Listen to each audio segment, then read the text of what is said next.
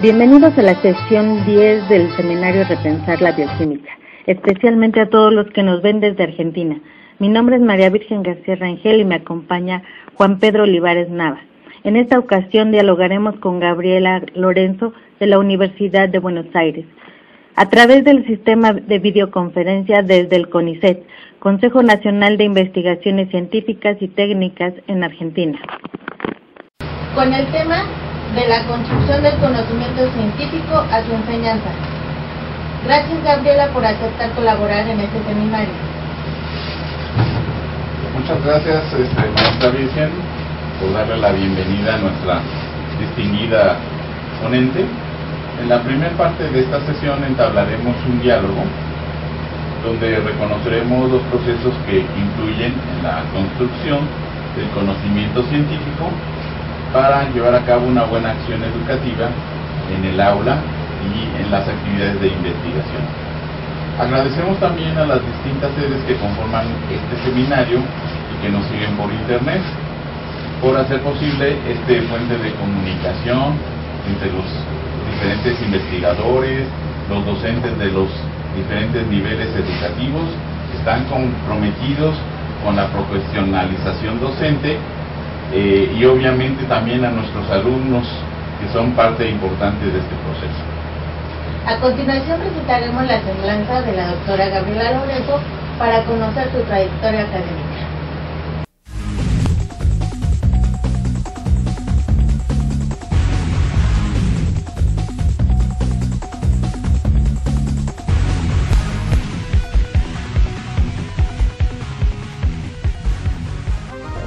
Los procesos comunicativos son centrales en toda interacción humana y por tanto intervienen activamente en la acción educativa y en la investigación científica. Gracias a esta habilidad es que los seres humanos hemos podido ir almacenando información a partir del conocimiento que nos legaron nuestros antepasados y desde allí avanzar hacia nuevos rumbos, uno de ellos el conocimiento científico.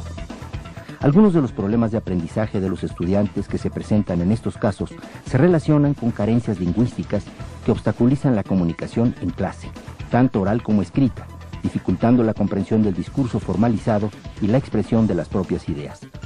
Así lo plantea la doctora Gabriela Lorenzo en la conferencia Comunicar para enseñar y aprender ciencias naturales, que presentó en la Universidad Nacional de La Rioja en mayo de 2011. La catedrática, egresada de la Facultad de Farmacia y Bioquímica de la Universidad de Buenos Aires y académica en el Centro de Investigación y Apoyo de la Educación Científica, CIAEC, señala en su texto que cuando existe una intención de compartir cierta información y lograr una comunicación efectiva, es imprescindible saber escuchar y que nos escuchen. En este proceso denominado escucha activa, el emisor envía un mensaje que el receptor debe escuchar, haciendo un esfuerzo físico y mental que implica concentrarse en el otro, tratar de comprender el mensaje descifrando los códigos correspondientes, resumir periódicamente el mensaje recibido y confirmar con el emisor que ha recibido el mensaje tratando de asegurarse de que lo ha hecho de la manera más fidedigna posible. Para la doctora Gabriela Lorenzo, es necesario como profesores, como investigadores y como miembros activos de una sociedad reflexionar sobre la forma en que nos comunicamos, porque analizar nuestras actuaciones en este sentido puede contribuir a mejorar nuestras relaciones interpersonales. Y es que a pesar de que participamos de procesos comunicativos desde temprana edad, interactuando con adultos y con pares, comunicar con un sentido determinado en el marco de una profesión particular requiere de habilidades comunicativas específicas. La doctora Gabriela Lorenzo trabaja desde el año de 1998 en todo lo que se refiere a la educación, vinculada especialmente a la formación de docentes dentro de la facultad, y ha publicado otros textos como Destilación fraccionada de ideas condensadas, Una invitación al debate sobre la naturaleza de la química, Educación en la química, Análisis de las estrategias didácticas presentes en el discurso del profesor universitario de química orgánica, Discurso, construcción de conocimiento y enseñanza, y Comprender la química en la universidad, Algo más que fórmulas, Información tecnológica. Actualmente dirige el proyecto institucional llamado Ciencia entre Todos para Jóvenes con Mejor Futuro, con el Ministerio de Educación, Ciencia y Tecnología de la Nación en Buenos Aires, Argentina. Ahora, ya que vimos la semblanza de nuestra distinguida ponente, Queremos recordarles a los participantes que en la segunda parte de la sesión de la videoconferencia pueden plantear sus preguntas a la doctora Gabriela Lorenzo, robusteciendo las ideas que leyeron en el documento de referencia que nos hizo favor la doctora de compartir con nosotros y que está disponible, como ustedes ya habían consultado previamente, en la página http://www.rieme.mx, la cual esperemos que aparezca en la pantalla en un momento. A las unidades académicas conectadas por videoconferencia les solicitamos que preparen sus preguntas a la doctora en estos 30 minutos para que les demos la palabra conforme el siguiente orden. Centro Interdisciplinario de Ciencias de la Salud, Unidad Milpalta, Centro de Estudios Científicos y Tecnológicos Miguel Otón de Mendizábal, Centro Interdisciplinario de Ciencias Marinas, Unidad La Paz. Muy bien. Para nuestros participantes que nos siguen por vía de internet, recuerden que pueden hacernos llegar sus preguntas por teléfono a las extensiones 51475 y 51454, o bien por correo electrónico al portal srbq@ipn.mx, o también por el Messenger de Hotmail, agregando a esta cuenta la parte que dice seminario repensar la bioquímica @hotmail.com, y de esa manera, utilizando el chat, podemos también hacerle llegar las preguntas a nuestra invitada. Bienvenida, doctora Gabriela, es un honor para nosotros compartir su presencia una vez más. Gracias por aceptar participar en esta 10ª sesión del seminario. Hola, buenos días, buenas tardes a todos y a todas. Es realmente una enorme satisfacción para mí estar otra vez compartiendo el seminario Repensar la Bioquímica. Les agradezco enormemente el video de la semblanza que han elaborado.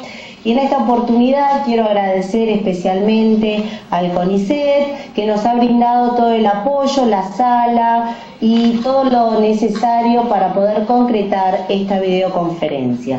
Como siempre, también quiero agradecerle al ingeniero Víctor Hugo Luna, que el año pasado para estas fechas estábamos compartiendo un curso allí en el DF, y que a partir de entonces pudimos establecer estos acuerdos de colaboración y trabajo compartido. Por supuesto, gracias a todos los que están por ahí en algún lugar del mundo participando de esta charla, y un gusto saludarla, maestra Virgen, nuevamente, y de conocerlo, Pedro, para este encuentro. Muchas gracias. Ahora vamos a dar inicio a la primera parte, la sesión de preguntas, y quisiera yo hacerle la siguiente cuestión a la doctora Gaby. Dada la importancia de combinar dos o más técnicas de enseñanza y tomando en consideración los factores dimensionales de tiempo, espacio, así como los factores socioculturales de los alumnos, ¿qué estrategias de actualización profesional surgen a partir del documento de referencia para mejorar la atención del alumno en este complejo lenguaje químico y que podrían ayudarnos a su vez a mejorar sus resultados en su aprendizaje?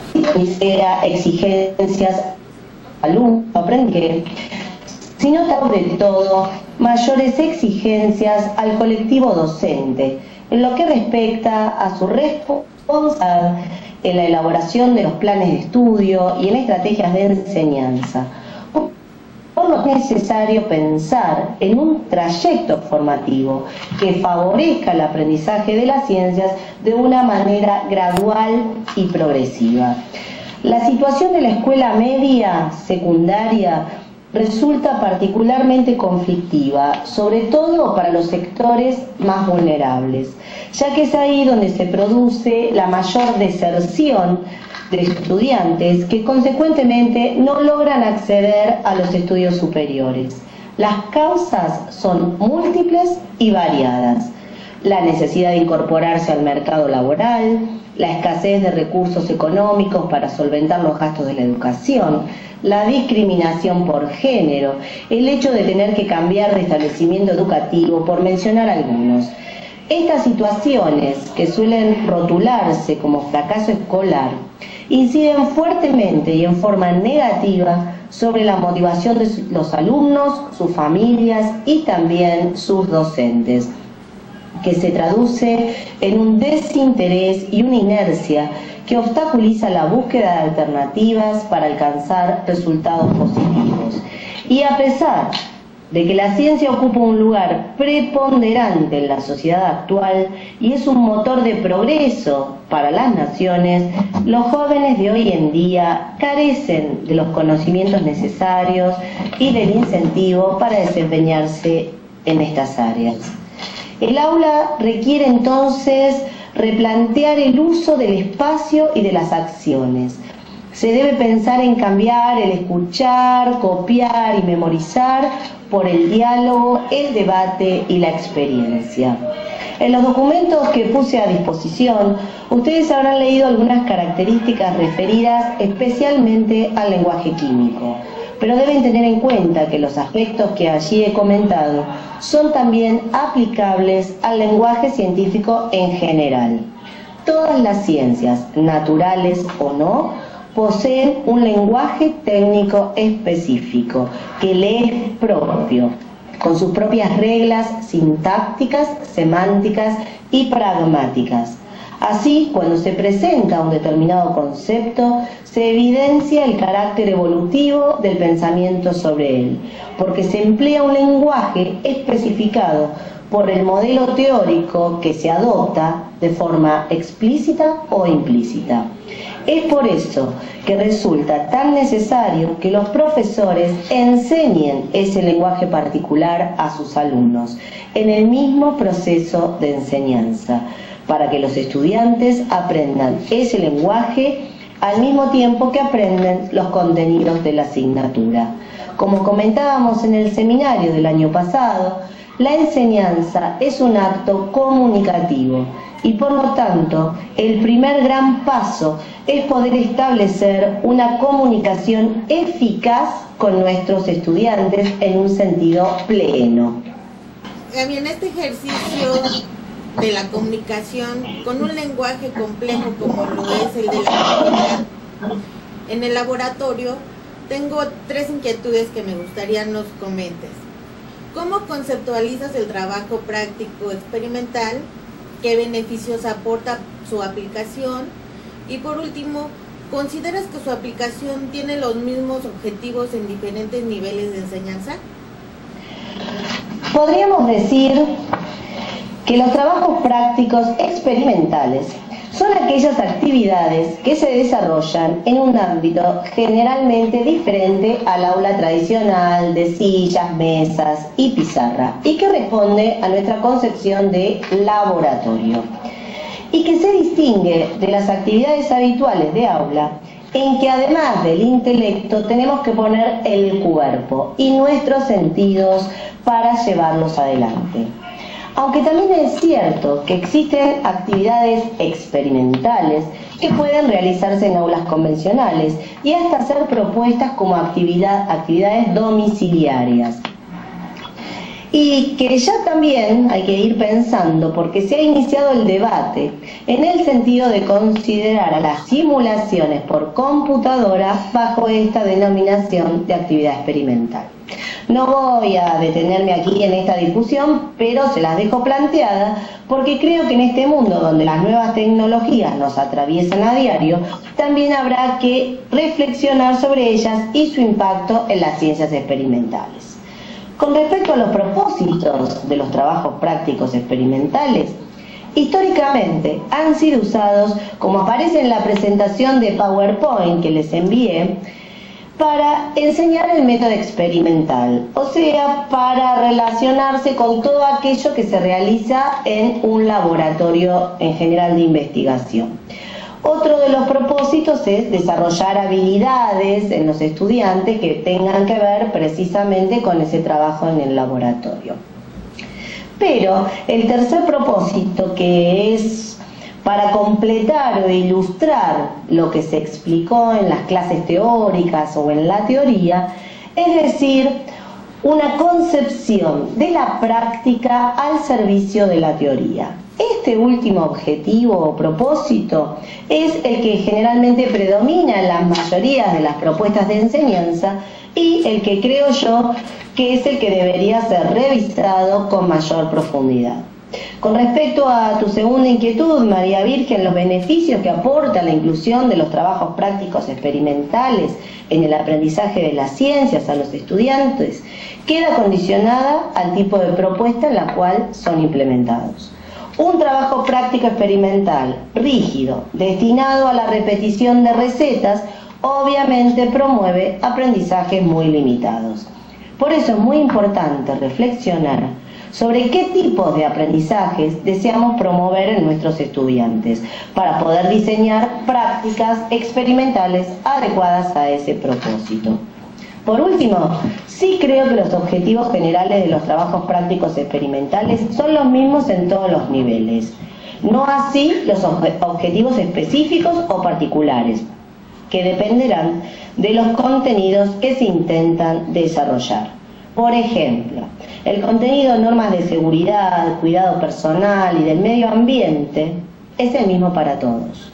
En cambio, analizar la pureza de una muestra por métodos cromatográficos correspondería a un contenido de nivel universitario. Tenemos aquí una pregunta que nos envió el profesor David Anguiano del CECIT número 6, Miguel Otón de Mendizábal, y su pregunta es la siguiente: las fórmulas y ecuaciones químicas han permitido la comunicación entre los químicos a lo largo de su historia. Sin embargo, ¿consideras que en la época actual este lenguaje debe de ser enriquecido o modificado para mejorar la enseñanza de la química en sus diferentes modalidades? Como comentábamos hace un ratito, el lenguaje científico reúne una serie de requisitos que es necesario incorporarlos y enseñarlos simultáneamente con los conceptos de la disciplina.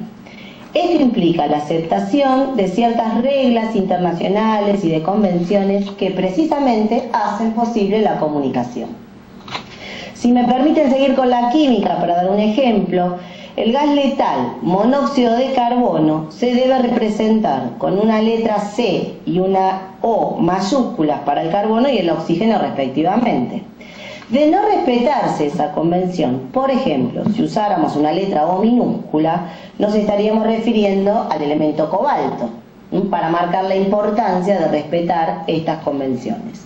Dado que debemos hacer esto, de respetar estas reglas, no creo que nos sea posible ni modificar ni enriquecer el lenguaje científico desde nuestro rol de profesores.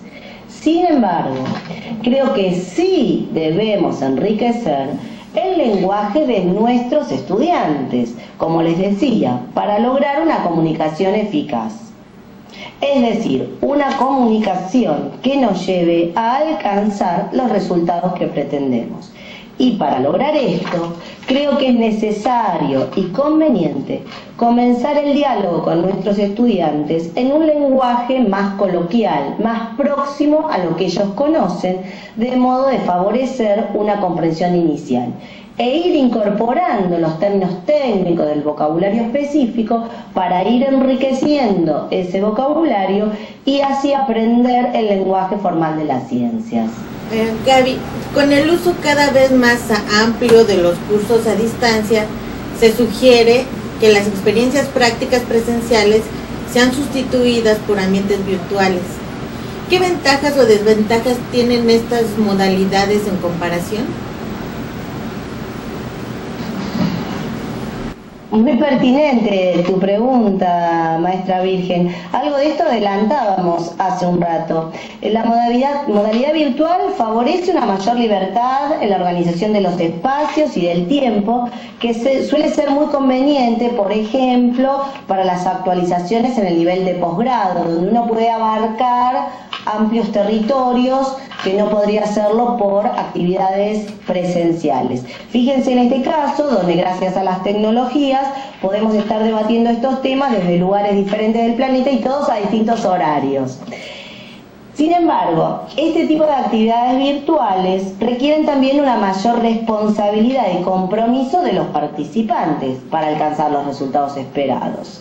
Y también, y es necesario remarcarlo, un gran compromiso que implica tiempo, dedicación y conocimiento específico de los profesores para poder tutorizar a los alumnos a distancia. La modalidad virtual no puede solamente ser subir algunos documentos a la red. De todos modos, tal vez por pertenecer a una generación que es inmigrante en el uso de las tecnologías, yo valoro mucho las actividades presenciales y el poder establecer este contacto cara a cara con las personas. Por eso, y para no parecer tan antigua, yo intento transitar por el camino medio, es decir, combinar lo presencial con lo virtual. Siempre es bueno ir probando cosas nuevas, analizar qué actividades, qué estrategias pueden ser implementadas virtualmente y a partir de los resultados que uno va obteniendo, plantear un análisis crítico, una evaluación del proceso, de modo de ir incorporando la virtualidad a nuestras prácticas docentes de una manera segura y fundamentada, sin miedo a ir modificando aquellas cuestiones que no resultaron tan bien como esperábamos y sosteniendo las actividades que sí resultaron exitosas. Tenemos a continuación la pregunta de una alumna del nivel medio superior. En este caso es la alumna Verónica Vergara Contreras del CECIT 12, José María Morelos, que plantea las siguientes preguntas. La primera dice: ¿hay un libro que me recomendaría para tener un aprendizaje más rápido? La siguiente: en la metodología se plantea algo de desarrollo evolutivo. ¿A qué se podría referir? La pregunta número 3 dice: ¿quién es el primero que dedujo la teoría del benceno? Otra más dice: de 1921 a 1926, ¿qué tanta importancia le ha dado la sociedad a la química orgánica? Y por último, en sus conclusiones plantea que nosotros como estudiantes podríamos incluirnos en la sabiduría metacientífica, pero ¿cómo nos llegaría a interesar de esa manera? ¿Cuántas preguntas? En primer lugar, felicito a la alumna Verónica por su interés en estas cuestiones. Imagino que surgen de la lectura del artículo que fue publicado en la revista mexicana Educación Química y que, según su editor, que ustedes conocieron en este seminario, el doctor Andoni Garris, es la mejor revista del universo, y tenía que decirlo. Les comento que haberle facilitado este artículo tuvo dos intenciones. Por un lado, invitarlos a conocer la revista, que recurran a su lectura para ir capacitándose cada día, bajo esta idea del aprendizaje a lo largo de la vida, que ya hoy sabemos que hay que seguir aprendiendo siempre. Y por otro, mostrarles parte de nuestro trabajo de investigación que va más allá de lo que uno hace en el aula con sus alumnos. En este caso, se trata de una línea de investigación que intenta conocer más sobre los contenidos de enseñanza, empleando herramientas que provienen de disciplinas metacientíficas, como la filosofía, la historia y la epistemología de las ciencias, dado que muchas veces los profesores debemos enseñar ciertos temas que aparecen en nuestros programas, de los cuales no tenemos demasiada información más allá de lo que aparece en el libro de texto recomendado. Intentando responder a las preguntas que usted me transmite, Pedro, diré en primer lugar que no existe ningún libro que nos posibilite un aprendizaje más rápido. Lamentablemente, el aprendizaje es un proceso cognitivo individual y los tiempos para lograrlo dependerán obviamente de cada uno. Y con respecto al caso del benceno, precisamente quisimos mostrar cómo un concepto va evolucionando a través del tiempo, que el conocimiento que se tiene hoy sobre un determinado tema no es el resultado de un iluminado que de la noche a la mañana elaboró una teoría exitosa, sino muy por el contrario. El conocimiento científico ha sido construido a lo largo del tiempo, con el trabajo esforzado de muchas personas, con marchas y contramarchas, con buenas ideas que fueron rechazadas en un comienzo y que luego fueron retomadas, o con errores que dominaron el pensamiento científico general de una época, pero que luego fueron abandonados por los científicos de la época siguiente. De ahí que mencionáramos ese carácter evolutivo del conocimiento y además el carácter colectivo de la empresa científica. Con respecto a la última de las preguntas sobre cómo interesarse en las disciplinas metacientíficas, creo que puede resultar una ardua tarea para ser encarada solamente por los estudiantes. Aunque no estamos hablando aquí de hacerlos expertos en filosofía de la ciencia, hay mucha bibliografía que demuestra cómo el conocer ciertas cuestiones de la historia y de los modos en que el conocimiento científico ha sido construido contribuye grandemente a elaborar una imagen de ciencia más humana y contextualizada que permite acortar distancias entre las personas y la ciencia y por tanto favorece su estudio y su aprendizaje, pero para ello los profesores deben tomar cartas en este asunto. Usted. Muchas gracias. Pues vamos a pasar a la segunda parte en nuestra videoconferencia y pues vamos a darle el turno a nuestras unidades académicas que están conectadas. En este momento vamos a iniciar con ceder la palabra a la sede del SICS Milpalta para que externe su participación. Adelante, por favor, profesora Tania. Sí, buenas tardes. Voy a pasar a una facilitadora que es la maestra Estela Zavala. Usted es la que me va a realizar la pregunta. Bueno, ¿sí me escuchan? Sí, escuchamos bien, gracias. ¿Sí? Ok. La pregunta es, ¿qué habilidades debe de tener el profesorado para llevar a los alumnos a un aprendizaje significativo del lenguaje técnico-científico y no el uso del lenguaje de tipo memorístico, en donde solamente va a repetir los términos, pero no conoce el significado de ellos? Gracias. Bueno, cuando hablamos de habilidades del profesorado, el lenguaje actual en lo que es didáctica de las ciencias nos hace referencia a lo que conocemos como competencias comunicativas. Entonces, a lo mejor hoy ya deberíamos referirnos a competencias profesionales de los profesores. Y en este sentido es cierto, no hay que insistir con un aprendizaje memorístico, no solamente del lenguaje técnico, sino de ningún otro tipo de contenido. Si bien evidentemente se requiere memoria para aprender algunas cuestiones y sí hay ciertos términos técnicos que es necesario recordar, nosotros como docentes debemos promover una comprensión y lograr realmente un aprendizaje significativo.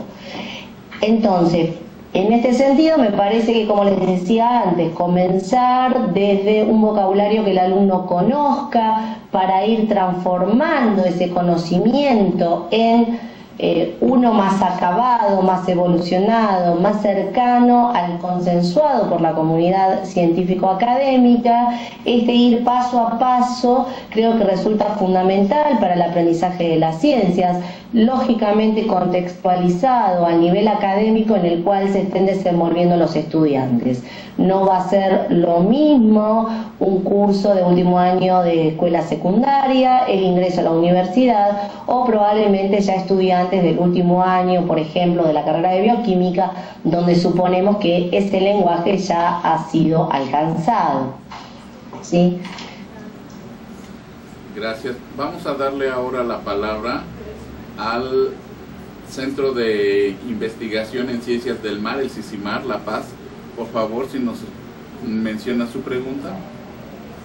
Sí, buenos días. ¿Sí me escuchan bien? Sí, escuchamos bien.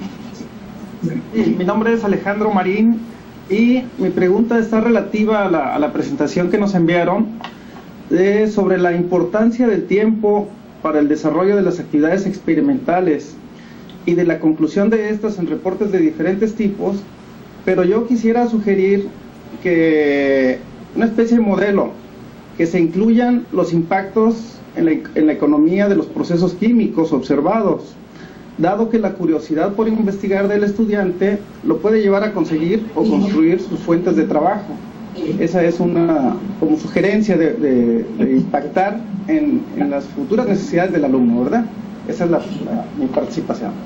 ¿Sí? Bueno, le comentaba a Alejandro que me preguntaba sobre la importancia del tiempo en los trabajos prácticos y el impacto económico de los procesos de la química. Con respecto al tiempo, sí me gustaría hacer una aclaración, que a veces los profesores somos muy ambiciosos con todo lo que queremos que el alumno realice en el laboratorio, en el trabajo práctico experimental, y hay que tener en cuenta esto de que el que mucho abarca poco aprieta, en un refrán popular, que muchas veces que haya más cosas para hacer y que el alumno tenga que estar corriendo en el laboratorio de un lado al otro, preocupado por terminar todas las tareas, muchas veces eso puede atentar con un aprendizaje más profundo, más significativo, comprensivo del proceso y de toda la teoría y de todo lo que implica esto de trabajar en el trabajo práctico. Lo que comenta el maestro Alejandro relacionado con la economía de los procesos, cuando yo me refiero a una enseñanza en el laboratorio o a los trabajos prácticos experimentales, incluyo todo lo que esté relacionado a ese contenido en particular. Ya sea, como les decía antes, el cuidado del ambiente, los costos, las implicaciones, las relaciones con otras asignaturas, con la práctica profesional. Y en este sentido, al hablar de economía, se nos dificulta un poco en carreras como por ejemplo la bioquímica, tal cual la concebimos en Argentina, y que de paso les comento que hoy es el día del bioquímico aquí en Argentina, así que hacemos extensivos los saludos para todos los bioquímicos que nos están escuchando. Ahí hablar de economía de los procesos es un poco más complicado que a lo mejor al pensar en química para procesos tecnológicos, ingenieriles o en alguna industria más aplicada. Obviamente uno cuando diseña el trabajo práctico tiene que tener en cuenta todos aquellos aspectos que resulten motivadores para los estudiantes. Desde su conocimiento cotidiano, nosotros nos ubicamos en el uso farmacológico, por ejemplo, porque también tenemos la carrera de farmacia, entonces las propiedades farmacológicas pueden ser un argumento de interés para los estudiantes. También tenemos la carrera de alimentos, y ustedes saben que en la parte de ingeniería de alimentos la química juega un rol muy importante, todos comemos además, así que esa estrategia para explicar los procesos químicos suele ser muy importante. Y bueno, sí, para aquellos que vayan a hacer alguna química más relacionada con procesos gerenciales, donde la parte económica sí tengan un interés, creo que también es muy positivo incorporar esa mirada a la enseñanza de la química. ¿Alguna otra pregunta, si me siguen escuchando bien? Sí, gracias, Gabriela. Vamos a darle la palabra al Centro de Estudios Científicos y Tecnológicos Miguel Otón de Mendizábal. ¿Nos están escuchando? Adelante. Sí, buenas tardes. Soy el profesor Alfredo Jasso del CECIT 6 y la pregunta es, ¿cuáles son los aspectos más importantes que deben considerarse en el diseño de actividades para lograr el aprendizaje? Bueno, esa pregunta es muy fácil de responder, Alfredo, te agradezco tu inquietud, pero precisamente en el PowerPoint que les envié, que en realidad es una presentación que yo utilizo en mis cursos de formación de profesores, aparecen allí una serie de indicadores que son una lista de preguntas que como docentes nos debemos hacer para presentar, diseñar, planificar un trabajo práctico. El modelo que no solamente permite analizar o evaluar los trabajos prácticos, sino en realidad cualquier actividad de enseñanza o propuesta pedagógica que a mí me resulta muchísimo trabajar, es el del triángulo pedagógico. El triángulo que está conformado por los profesores, uno mismo en uno de los vértices, el contenido y los alumnos a los cuales va dirigida nuestra propuesta. Esta interrelación docente, contenido y estudiante nos permite analizar qué cosas son posibles. Por ejemplo, hablando de qué contenido, qué cosa voy a explicar, tendré que tener en cuenta los requerimientos curriculares de mi asignatura, pero también tengo que tener en cuenta desde la propuesta de enseñanza cuánto tiempo dispongo para hacer esta actividad, qué recursos, tanto materiales como económicos, como humanos. Por ejemplo, yo puedo pensar en un trabajo práctico muy interesante utilizando un equipo de alta tecnología, pero si mi laboratorio no está equipado con dicha tecnología, yo no podré implementar ese trabajo práctico. O si los costos de utilización son demasiado elevados, o si el riesgo es alto para la salud, entonces a lo mejor tengo que prescindir de esa propuesta. Y por el otro lado, cuántos estudiantes tengo, qué conocimientos previos tienen esos estudiantes, cuáles son las carreras. Yo estoy dando un trabajo práctico que es común a varias carreras, o estoy dando un trabajo práctico que es específico para el caso de un profesional, por ejemplo, bioquímico. Estoy en el contexto del ciclo básico o estoy haciendo una práctica profesional, por ejemplo, en un hospital. Entonces, bueno, estos son los indicadores, los cuestionamientos que tengo que ir revisando de cualquier propuesta experimental y en realidad de cualquier propuesta de enseñanza para evaluar si realmente se ajusta o no a los intereses y propósitos de mi asignatura.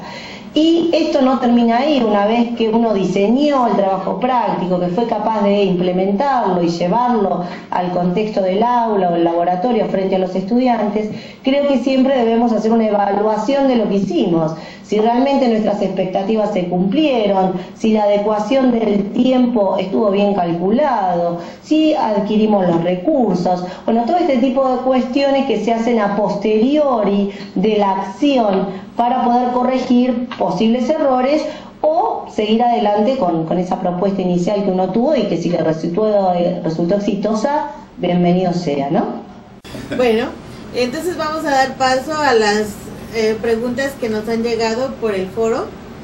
La Escuela Superior de Ingeniería Textil nos envía esta reflexión con la profesora Ana María Islas Cortés. Por este medio me permito agradecerle el que comparta un texto de tan relevante importancia en el quehacer de nosotros los profesores que nos dedicamos tanto a la docencia como a la investigación. Asimismo, me permito comentarle que la aplicación del proceso de la comunicación es un factor determinante en la formación de los estudiantes, ya que el uso de los diversos tipos de comunicación basados en las tecnologías de punta, internet, etc., son herramientas que hay que saber utilizar, así como dosificar, ya que la formación existente debe ser delimitada de acuerdo al estudio a realizar. Y parte de esta tarea es de nosotros los profesores, ya que en el papel de facilitadores, tal como nos lo indica el modelo educativo actual. ¿Algún comentario, Gabriela? Con la maestra Cortés en en lo que ella plantea y los comentarios que hace, y es muy cierto esto de que los docentes nos tenemos que correr de ese lugar tan protagónico que tuvimos prácticamente durante todo el siglo XX, de ser el centro de atención de la clase, para ubicarnos en este rol de facilitadores, ¿no? De mediadores que posibiliten la construcción del conocimiento en nuestros alumnos, que eso es en definitiva nuestra principal misión. Y también coincido con la maestra Cortés cuando propone dosificar, y yo agregaría o comentaría utilizar diversas propuestas, porque las nuevas tecnologías, internet, la computadora o cualquier otra tecnología, el pizarrón o una fotocopia o una película, un video, todo hay que utilizarlo en su justa medida. Si utilizamos únicamente Internet o solamente utilizamos películas para nuestras clases, ese mismo recurso que representaba un interés, una motivación adicional, por la repetición sucesiva la va perdiendo. Creo que hay que ir modificando y variando, incluyendo nuevas técnicas, ir probando y bueno, sacarle el mayor provecho a cada una de las tecnologías, incluida la pizarra. Bien, Gaby, nos envían otra pregunta de la Escuela Superior de Computación. La maestra Alicia Juárez Carrión, y nos pregunta si han tenido experiencias en cursos de capacitación docente en donde manejen recursos y estrategias didácticas orientadas a la evolución histórica. Si es posible que le compartan los recursos y que hayan funcionado mejor y qué recomendaciones generales le hacen. Maestra Alicia, porque ha hecho una pregunta muy interesante y de la cual sí tengo una respuesta que me gusta darle, porque sí es algo que venimos desarrollando en nuestros cursos de capacitación para profesores. Precisamente estas estrategias de poder incorporar las disciplinas metacientíficas en la formación de los profesores. Nosotros básicamente lo que hacemos es, para cada disciplina en particular, en primer lugar, un consejo sería que cada profesor trabaje con su disciplina, con la materia que le enseña a sus estudiantes, para que todo ese trabajo y todo este aprendizaje que se consiga en el curso de capacitación sea o pueda ser transferido de manera relativamente sencilla a la práctica del aula. O sea, el curso de capacitación promueve revisar las prácticas docentes de cada uno, de manera que con esa reformulación que surja a partir del aprendizaje que se realice en el curso de capacitación, pueda ser transferido y aplicable al contexto del aula. Con respecto a esto que les decía de las disciplinas metacientíficas, nosotros solemos trabajar con libros de texto, por ejemplo, revisando ediciones de distintos años, ¿no?, de los libros de texto, para que el profesor vaya tomando conciencia de cómo fue cambiando un determinado tema que se enseña en su asignatura a lo largo del tiempo. Esto puede ser completado con bibliografía proveniente de fuentes primarias o fuentes secundarias, o sea, artículos científicos ya un poquito más densos en su lectura, pero otra vez No, está. ¿Me están escuchando? Estamos en línea, Gaby. Sí, pensé que se había... Gracias. Yo, bueno, les decía esto, ¿no? Utilizar artículos científicos, ya sea la fuente original, donde se publicó por primera vez un determinado concepto, o algunos reviews donde se discute con distintas posiciones o puntos de vista, distintas perspectivas o teorías sobre ese concepto. O algunos hasta cuentan después las experiencias de haber implementado ciertas estrategias que surgen ahí en el contexto del curso de capacitación con sus propios estudiantes. Así que es una experiencia muy grande. Dejo a Alicia su pregunta. Gracias. Tenemos una pregunta del Centro de Estudios número 12, que es a nivel medio superior, el profesor Carlos Reina Tapia. El comentario es el siguiente: maestra Gabriela, no hace mucho diseñé un manual de prácticas de Física 1 centrado en competencias para el nivel medio superior en el área de ciencias sociales. En él se vincula tanto lo teórico como lo experimental. Sin embargo, se hace énfasis en el logro de las competencias a través de la obtención de los resultados buscados en la realización de la misma. Sin embargo, algunos docentes que realizan estas prácticas se resisten y se orientan más hacia la parte conceptual o teórica, sin vincular de manera clara la teoría con la experimentación, y peor aún, con la aplicación. Basándonos en los resultados de su estudio, ¿cómo podríamos hacer para atraer a estos docentes hacia la aplicación real o demostrativa de un concepto? Muchas gracias, reciba un cordial saludo. Gracias, maestro Carlos. Qué difícil encontrar una respuesta que sea satisfactoria a esa pregunta. Nadie puede cambiar o aceptar un cambio si es impuesto por la fuerza.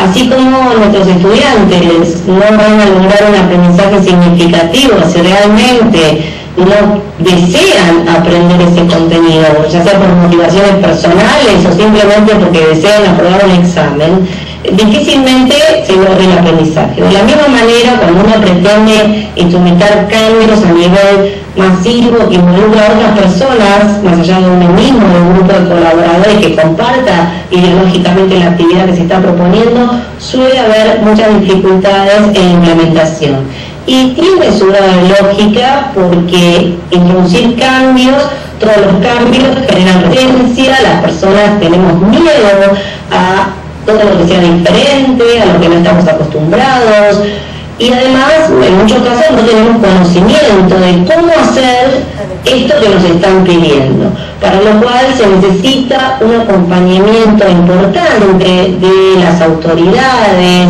de las personas que han decidido implementar esta modificación del índole que sea, para que estos docentes realmente puedan realizar ese cambio, porque a lo mejor algunos no es que deseen trabajar este enfoque por competencias, sino que no logran comprender la propuesta o no saben cómo poder implementarla. Así que creo que esto requiere capacitación de esos profesores, requiere además una tutorización y un acompañamiento de estos docentes para llevar adelante esta reformulación que se está planteando en las clases, y además un cierto tema de explicar por qué es importante este cambio, más allá de lo que es conceptual, sino los motivos, las razones, las ventajas que provoca este cambio en la formación, en la institución, en todo lo que se trabaje al respecto. No es fácil, seguramente no será tampoco algo que ocurra rápidamente, el hecho de poder incorporar a nuevos docentes a nuevas prácticas pedagógicas. Estos pasos o estos cambios deben implementarse necesariamente, además de la formación, además del acompañamiento, en un proceso que sea, como decía al principio de la presentación, gradual y progresivo. Hay que ir paso a paso, introduciendo pequeños cambios en una etapa inicial, y a partir de que la gente va adquiriendo confianza y se siente segura en poder implementar estas nuevas propuestas, seguramente los cambios que sigan van a poder hacerse con mayor facilidad. En definitiva, los docentes, como cualquier aprendiz, también necesitamos que se trabaje en nuestra zona de desarrollo próximo para utilizar el planteo de Vygotsky con respecto al aprendizaje. Somos seres humanos que necesitamos aprender, y si nos ponen tareas que nos representan un desafío demasiado alto, muy costoso para nosotros aprender eso, la reacción natural es evitar esto que nos provoca esta incertidumbre y este temor. Por el contrario, si la tarea que nos están proponiendo parece demasiado sencilla, demasiado obvio, tampoco promueve nuestra atención y nuestro interés en poder llevarla adelante. Así que trabajemos en esta zona donde la propuesta es un desafío interesante para los profesores, donde los formemos y los capacitemos para poder llevar adelante esa modificación, acompañarlos durante el proceso que están realizando y esperar que estos mismos docentes, a lo mejor también trabajar con grupos reducidos, para que estos mismos docentes después sean promotores de este cambio, asegurarnos lo que se conoce como el efecto dominó, ¿no? Debe empezar con poquitos y que eso se vaya expandiendo entre los propios colegas. Espero haber respondido a tu pregunta, Carlos. Gaby, la maestra Fabiola Escobar Moreno de Sique nos comenta y pregunta lo siguiente. Hola doctora, considero que su planteamiento sobre la revisión histórica de este tópico es enriquecedor y también motivante. Percatarnos como profesores o estudiantes del proceso histórico evolutivo del compuesto benceno deja en claro que todo el conocimiento científico es perfectible. Mi pregunta está orientada hacia la metodología para impartir y aprender sobre la historia y filosofía de la ciencia, de cualquier ciencia exacta. ¿Considera viable el diseño de una plataforma virtual para el aprendizaje de la historia de las ciencias duras, dado el corto tiempo que disponemos para cubrir los temas que marca el programa, además de lecturas, videos, ¿qué otro material podríamos incluir para hacer esta experiencia de aprendizaje más enriquecedora y motivante para el alumnado? Muchas gracias a la pregunta y sobre todo al interés. Me parece que es muy importante empezar a conocer que existen otras formas, otras cuestiones, otras disciplinas que también nos aportan elementos enriquecedores para nuestras prácticas. Bueno, lo que agregaba, para agregar algo a lo que venía diciendo, el trabajo con los libros de texto y algunos artículos, me parece que es como un primer elemento importante para trabajar con los alumnos. Creo que en primer lugar tenemos que trabajar con nosotros mismos, los docentes, con sus propios conocimientos, y ya el hecho de investigar sobre un determinado tema, empezar a conocer las bibliotecas que tenemos en nuestra institución, las bibliotecas virtuales, bibliotecas de nuestro barrio, empezar a conocer también personajes, cuando digo personajes quiero decir personas que han desempeñado algún rol importante en la construcción del conocimiento científico. En cada comunidad suele haber algún individuo que se destacó, que participó en alguna actividad científica. Esto también hacíamos nosotros, una actividad que se llamaba Un Científico entre Nosotros, y identificar, decía esto, ¿no?, que en toda comunidad hay alguna persona que se dedica a hacer ciencia. Entonces también conocer cómo se construye la ciencia, conocer cómo trabaja un científico actualmente. A lo mejor pasa desapercibido en la cola para comprar el pan, pero es una persona dedicada a la ciencia y que puede enriquecer y motivar a los estudiantes a vincularse con la actividad científica. Para agregar algo más, por ejemplo, esta semana estuvo presente un congreso que organizó la Universidad de Vigo, que se manejaba de esta manera, en modalidad virtual, donde se exponían precisamente estos temas. Participó el profesor Camacho de allí de México, junto con otros investigadores. Andoni Gárez también estuvo participando en este congreso, que termina hoy precisamente. Y entonces, bueno, estas actuaciones creo que hacen, en primer lugar, el enriquecimiento del profesor. El último consejo es que no seamos demasiado ambiciosos. Es cierto, todos tenemos poco tiempo para casi todas las cosas. Entonces hay que aprender a administrar ese tiempo, y una idea que me parece potente es no ponamos metas demasiado ambiciosas. Elijamos para este curso este tema, investiguemos sobre este tema y veamos cómo podemos incorporar algún cambio en nuestra propuesta pedagógica de este concepto. Dejemos para otro año, el próximo semestre, algún otro concepto, y así vamos aprendiendo cada día un poquito más sobre la materia que tenemos que enseñar. Adelante ustedes. Gracias. Tenemos aquí una pregunta del Centro de Investigaciones en Ciencias del Mar, en La Paz, Baja California. Dice: estimada doctora, agradezco mucho que comparta su documento con nosotros, más porque es de reciente publicación. Me parece muy interesante que se tome la idea de la explicación del conocimiento actual a través de la construcción de las teorías en el tiempo, es decir, la historia del conocimiento. En las clases de biología me parece que esto es de uso cotidiano y muy útil. Por ejemplo, el libro Los cazadores de microbios de Paul de Kruif, que es un viaje por el descubrimiento de los microorganismos y el fin de la teoría de la generación espontánea.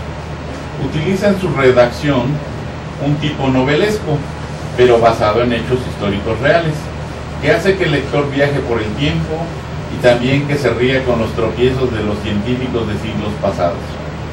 Este tipo de lecturas les gusta mucho a los estudiantes, aunque también a los profesores, y enriquece y ayuda al conocimiento. Sería fantástico que existiera un libro así sobre el conocimiento químico y su evolución, aunque quizás tal vez ya existe y no lo conozco.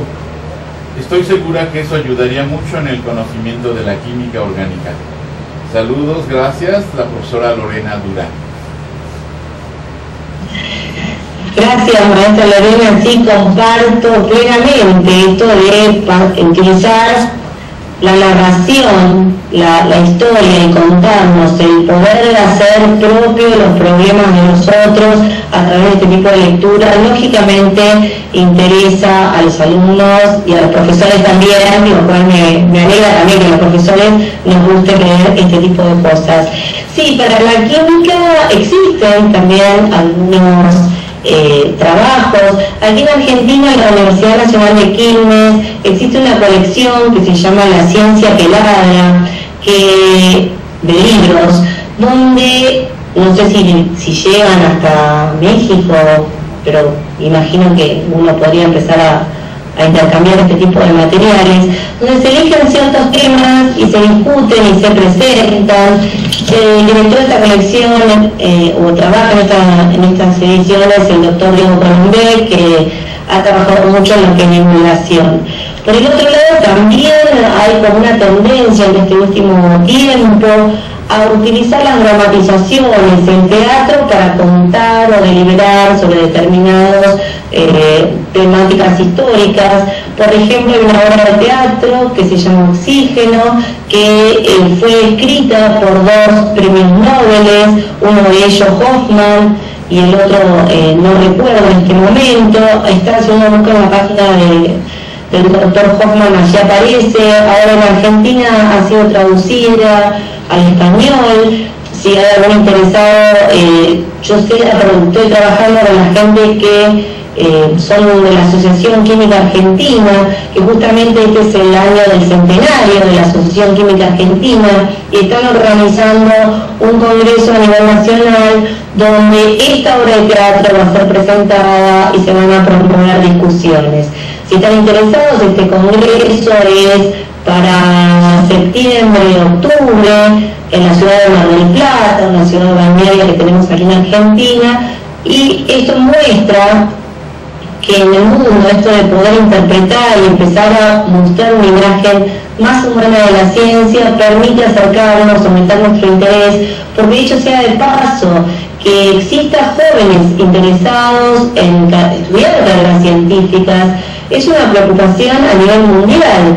Es una preocupación aquí en Argentina y es una preocupación en países como Inglaterra, donde no hay muchos jóvenes que quieran estudiar ciencia.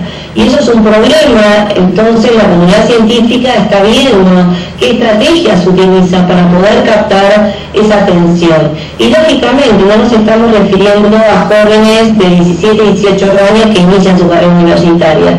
Necesitamos empezar a trabajar en ciencia mucho antes, para que cuando tengan la edad de ir a la universidad elijan carreras científicas. Si no, ya sería demasiado tarde. Ustedes. Gracias, Gaby.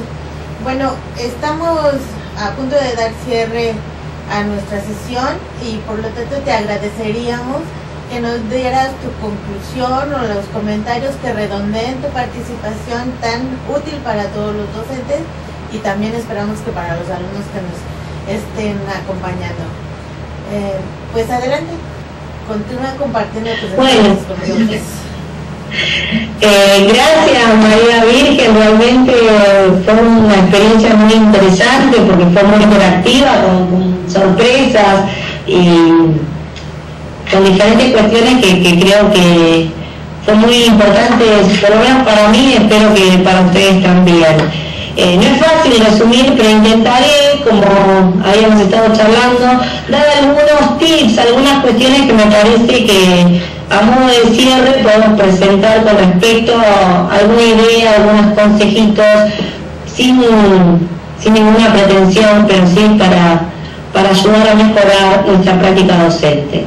En primer lugar, creo que es muy importante no perder nunca el interés por aprender cosas nuevas, transformarnos o comportarnos como eternos aprendices, no solo de la disciplina que enseñamos, sino estar dispuestos a enriquecer en un sentido amplio nuestro conocimiento, nuestro mundo del conocimiento. Por otro lado, no tenerle miedo a los cambios, algo que surgió a lo largo de de la entrevista, ya sea un enfoque de enseñanza, o cambio en los contenidos, o la incorporación de las nuevas tecnologías. No tengamos miedo a hacer cosas nuevas. Y ligado con lo anterior, el hecho de no tener miedo no significa ser inconscientes o precipitados. Muy por el contrario, creo que hay que ser cautelosos, ir paso a paso, y bueno, criticar que estos cambios que vamos haciendo, nos piden que hagamos, y que vayamos implementando esos cambios de manera segura, fundamentada, conscientes, tranquilos que estamos haciendo, para no correr obviamente riesgos innecesarios y terminar con una sensación de frustración. Por último, y solo para ser breve y hacerle caso a la maestra Virgen, creo que una buena sugerencia es que sepamos escuchar, algo que también fue una preocupación de los participantes en este seminario, que escuchemos al otro, al alumno, al colega, a los directivos. Si logramos escuchar lo que el otro nos dice, quizás podamos entenderlo mejor y entendernos mejor, y de esta manera construir una sociedad más justa para todos. Gracias. Bueno, queremos invitar a la doctora Gaby para que se tome el tiempo necesario para atender algunas preguntas que quedaron pendientes, que llegaron por los diferentes medios que ya habíamos mencionado, incluyendo el foro de discusión. Y queremos agradecer a todas las personas que participaron por sus valiosas aportaciones, y si tienen todavía algunas inquietudes más, para que nos hagan favor de seguirlas enviando por los medios ya mencionados. Estamos a punto de terminar, no sin antes agradecer a los equipos técnicos del CONICET, Consejo Nacional de Investigaciones Científicas y Técnicas, en Argentina, al Aula Siglo XXI de la Escuela Nacional de Ciencias Biológicas y a la Dirección de Cómputo y Comunicaciones, ya que sin su apoyo la emisión de esta sesión no habría sido posible, y a todos ustedes por su participación para enriquecerla. También les invitamos a la siguiente sesión del seminario Repensar la Bioquímica, el 1 de agosto, con el tema Una estrategia para el aprendizaje de la cultura científica, impartido por la doctora Luz María González y los dialogantes José Luis Soto de ESICIE y Lorena Durán de Cisimar.